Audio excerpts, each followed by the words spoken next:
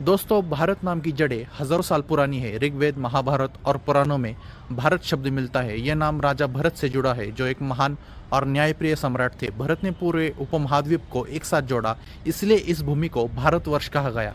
वर्ष का मतलब है भूमि या देश, यानी भरत की भूमि भारतवर्ष।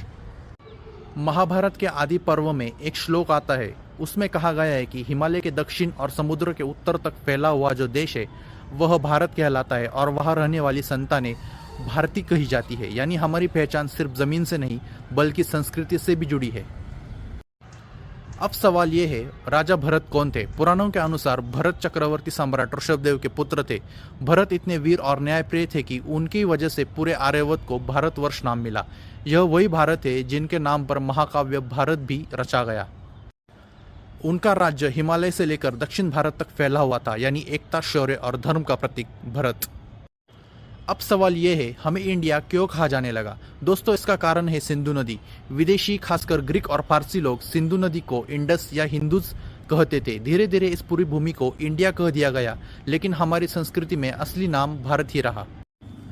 1947 में जब भारत आज़ाद हुआ और 1950 में संविधान बना, तो उसमें साफ लिखा गया, India that is Bharat shall be union of states. यानी हमारी पहचान दो नामों से है, इंडिया और भारत, लेकिन भावनात्मक और सांस्कृतिक रूप से भारत नाम हमें हमारी जड़ों से जोड़ता है। दोस्तों, भारत सिर्फ एक नाम नहीं बल्कि हमारी सभ्यता, संस्कृति और गौरव का प्रतीक है। चाहे दुनिया हमें इंडिया कहे, लेकिन हमारी आत्मा हमेशा भारत ही रहेगी, क्योंकि भारत का मतलब है वो भूमि जहाँ ज्ञान, संस्कृति और परंपरा की गंगा बहती है।